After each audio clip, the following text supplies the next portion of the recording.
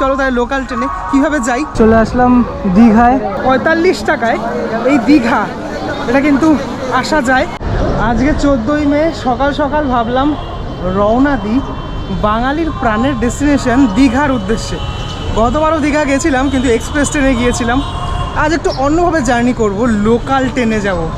Local ট্রেনে মানে এই দীঘা যেতে যেভাবে যাওয়া যায় সাঁতরাগাছি এখান থেকে, তারপর সাঁতরাগাছি থেকে একদম বসে সোজা দীঘা চলে যাওয়া যাবে।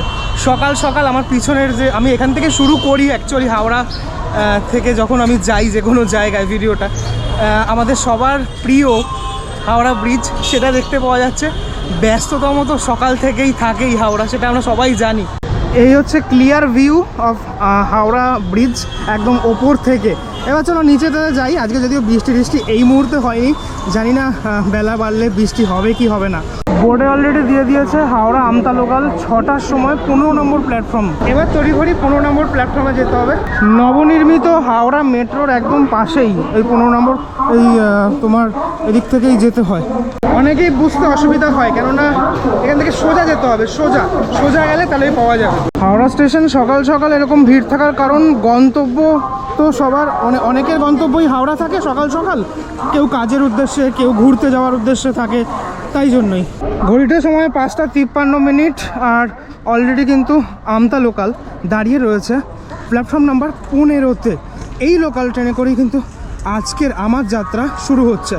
তাহলে আজকের এই জার্নিতে দেখে নেওয়া যাক লোকাল ট্রেনে, মানে আমি কোনোদিনও লোকাল ট্রেনে মানে যাইনি দীঘাতে। চলো তাহলে লোকাল ট্রেনে কীভাবে যাই সেইটাই শেয়ার করব।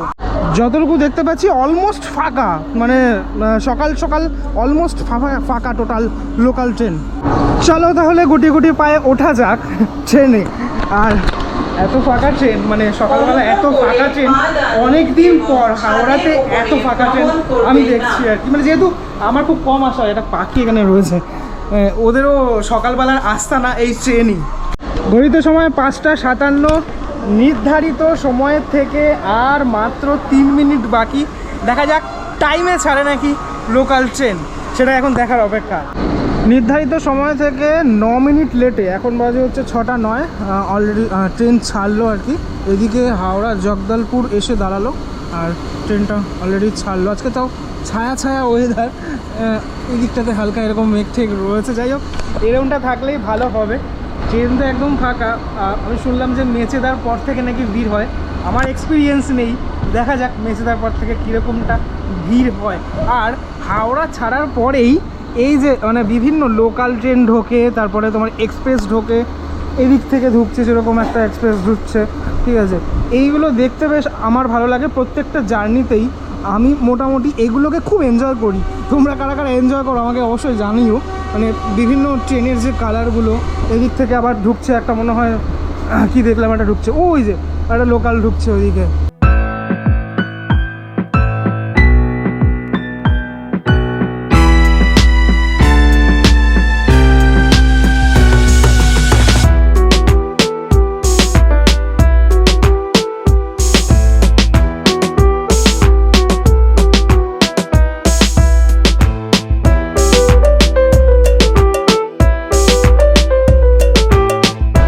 ট্রেন যেমন দুরন্ত গতিতে যাচ্ছে, তেমনি পাশের ট্র্যাক দিয়েই যাচ্ছে হচ্ছে দুরন্ত গতিতে পুরী বন্দে ভারত, হাওড়া পুরী বন্দে ভারত। আমাদের সবার মানে গর্ব কিন্তু এই বন্দে ভারত এখন পাস করছে।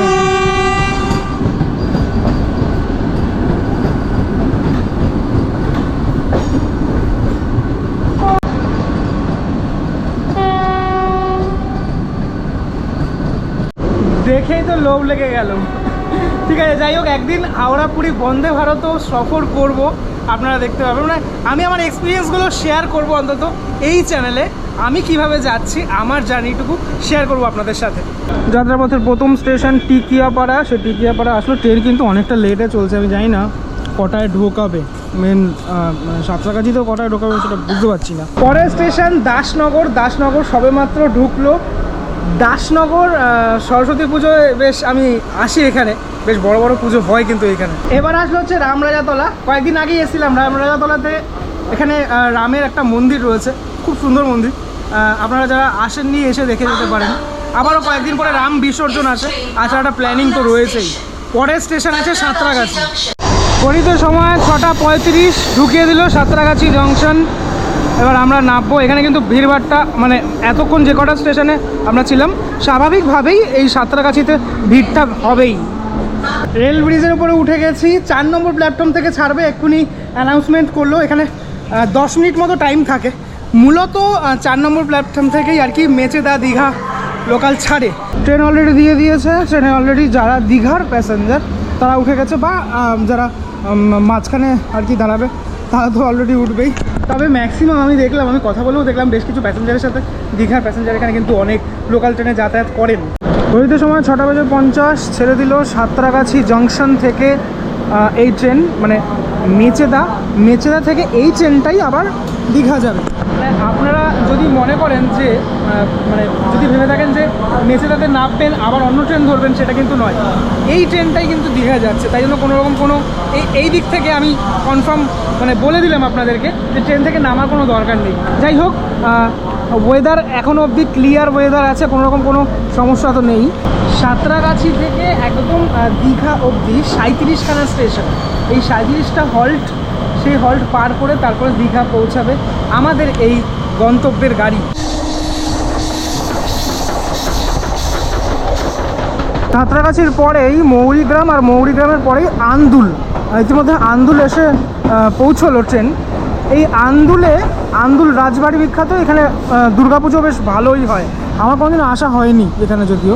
আন্দুলের পর থেকে দেখছি স্পিডটা মোটামুটি ভালো টানলো, 93-94 অবধি পৌঁছাচ্ছে। চলে আসলো সাঁকরাইল স্টেশন, আর মানুষজনের ভিড়টা দেখে বুঝতেই পারছো, সবাই মোটামুটি ব্যাগপত্র নিয়ে উঠলো। হ্যাঁ, মানে দীঘার উদ্দেশ্যেই সবাই আসলো, সেটাকে বোঝাই যাচ্ছে আর কি। আচ্ছা, এই সাঁকরাইল স্টেশন মানে সরস্বতী আর হুগলি নদীর মিলনস্থল রয়েছে সাঁকরাইলেই আর কি।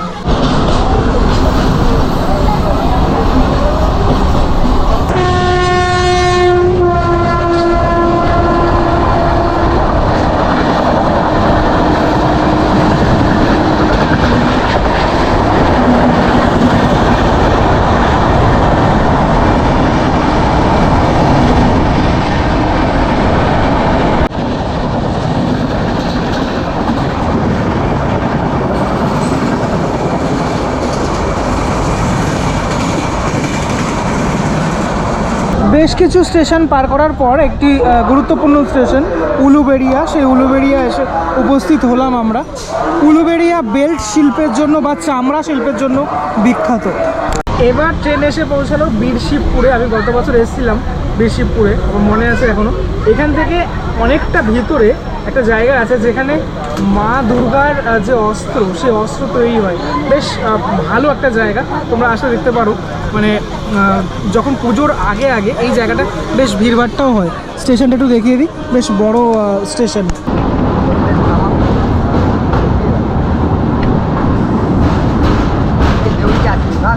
অনেক স্টেশন অতিক্রম করে এখন আমরা আছি দেউলটিতে। মোটামুটি ট্রেনে ভিড়ভাড়টা কিন্তু অনেকটাই, মানে সিট সমস্ত বুকড হয়ে গেছে। আর এই দেউলটিতে শরৎ কুঠির রয়েছে, কোনো এক সময় আমি যাব, আমার ইচ্ছা রয়েছে। খুব সুন্দর জায়গাটা। কোলাঘাটের যে ব্রিজ, সে ব্রিজ ক্রস করছি। এখান থেকে দেখতে অপূর্ব লাগে টোটাল যে ব্যাপারটা। সুন্দর হাওয়া বইছে, যেহেতু নদীর ওপরে তো তাই জন্য হাওয়াটা বইছে ভালো। 8:02 বাজে, চলে আসলাম মেচেদা। আর এখানে কিছুক্ষণের হল্ট আছে, তারপর এখান থেকে আবারও এই ট্রেনেই বসে থাকতে হবে আপনাদের, নামতে হবে না। এই ট্রেনই দীঘা চলে যাচ্ছে। আর মেচেদা থেকে ভিড়টা একটুখানি দেখুন। এখান থেকে মানুষজন যেমন নামেও, আবার এখান থেকে মানুষজন উঠছেও। বেশ মানুষজন এখানে ওঠে, কেননা দীঘার মানে প্যাসেঞ্জার এখানে রয়েছে। যে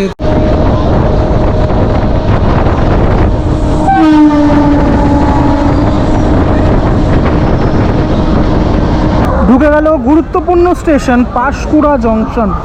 পাঁশকুড়া জংশনে প্রচুর যারা প্যাসেঞ্জার আছে তারা নামবেন এবং উঠবেনও সাথে সাথে।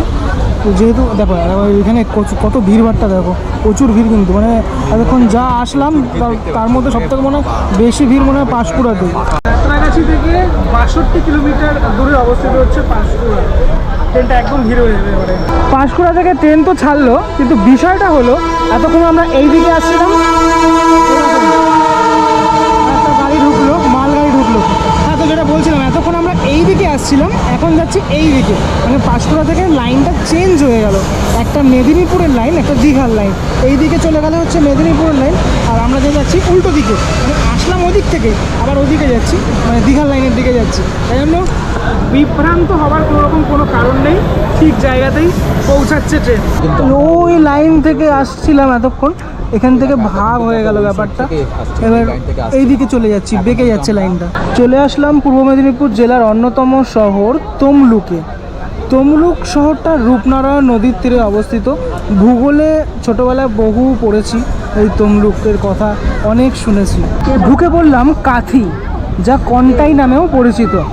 আর এই কাথিতে, কাথি বাজার বিখ্যাত। দীঘাতে ফলিত যে কাজু, সে কাজুর, দীঘার যে কাজু, সেটা কাথি বাজারেও বিক্রি হয়। কাথি আসা মানেই দীঘা বলা যেতে পারে চলে আসে।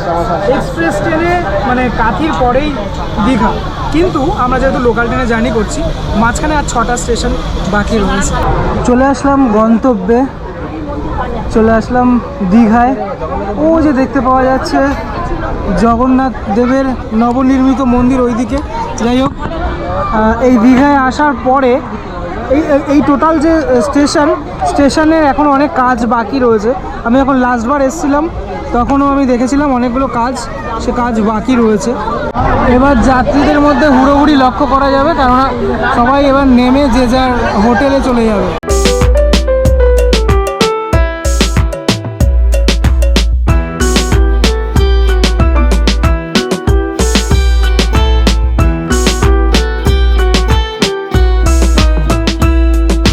সাঁতরাগাছি থেকে 180 কিলোমিটার দূরত্ব অতিক্রম করে এই মুহূর্তে তো দীঘা স্টেশনে চলে আসলাম। এবার এখান থেকে গন্তব্য হচ্ছে হোটেলে। মোটামুটি সামার ভ্যাকেশন পড়েছে বলে, গরমের ছুটি পড়েছে বলে যে ভিড়টা, সে ভিড়টা সত্যি লক্ষণীয়। বাচ্চা থেকে শুরু করে সবাই, মানে একদম কচি কাছা থেকে শুরু করে 8 থেকে 80 বলা যেতে পারে, সকলেই চলে এসছে এখন দীঘাতে। তো যাই হোক, এর আগেও লাস্টবার যখন এসেছিলাম আমি এক্সপ্রেস ট্রেনে জার্নি করে এসেছিলাম, আর এখন জার্নি করে আসলাম লোকাল ট্রেনে। লোকাল ট্রেনে একটুখানি সময়টা অনেকটাই বেশি লাগলো, যতটুকু মনে হলো আমার। 45 টাকায় এই দীঘা, এটা কিন্তু আসা যায়, মানে আর বেশ ভালোভাবেই আসা যায়। আমরা তো বসে বসেই আসলাম। যদি আপনারা আসেন তাহলে আমি সাজেস্ট করবো সাঁতরাগাছি থেকেই আসুন, বসে আসুন, এটা সবথেকে মানে সেফেস্ট ওয়ে। আর দীঘা স্টেশনের একদম পাশেই নবনির্মিত যে জগন্নাথ দেবের টেম্পল, জগন্নাথ দেবের মন্দির, সেটা এখনও আন্ডার কনস্ট্রাকশন, মানে এখনও নির্মাণ হয়নি, ঠিক আছে। তো সেটা তৈরি হচ্ছে, যখন এটা তৈরি হয়ে যাবে তখন দীঘার একটা মানে আকর্ষণীয় স্থান হিসাবে এখানে কিন্তু আসতেই হবে মানুষদের। অমৃত ভারত প্রকল্পের আন্ডারে দীঘা স্টেশনকে ঢেলে সাজানো হচ্ছে। এই টোটাল এই জায়গাগুলো আমি যখন লাস্টবার এসেছিলাম এরকমটা ছিল না, এখন কিন্তু অনেকটা চেঞ্জ হয়ে গেছে। তো আমি প্রায় কয়েক মাস আগেই আমি এসেছিলাম। তো যাই হোক, আরও আগামী দিনে সুন্দর করে সাজানো গোছানো হবে। আর এই হলো দীঘা স্টেশনের একদম আউটার সাইড। এই ভিডিওটাতে আপনাদেরকে দেখালাম কলকাতা থেকে আমি কিভাবে দীঘায় লোকাল ট্রেনে জার্নি করে আসলাম, টোটাল সেটা দেখানোর চেষ্টা করলাম। আশা করি ভিডিওটা ভালো লেগেছে। আর আমার যে জার্নিটা, আমার যে সফরটা ছিল লোকাল ট্রেনে কীভাবে আসলে কি হতে পারে, কতটা ভিড় হতে পারে, সেটা দেখানোর চেষ্টা করলাম। পরবর্তী ব্লগে তো আবার দেখা হচ্ছে সবার সাথে। এবার হোটেলে যেতে হবে আর কি, সেটারও ব্লগ আসবে আলাদা করে। চল, ততক্ষণের জন্য বিরতি নেব। ভালো থাকবেন সবাই। যারা দীঘা আসছেন তারা এইভাবে লোকাল ট্রেনে 45 টাকায় দীঘাতে পৌঁছাতে পারবেন, সেটাই দেখালাম। তাহলে আজকের মতো এখানেই ইতি, আবার দেখা হচ্ছে, টাটা।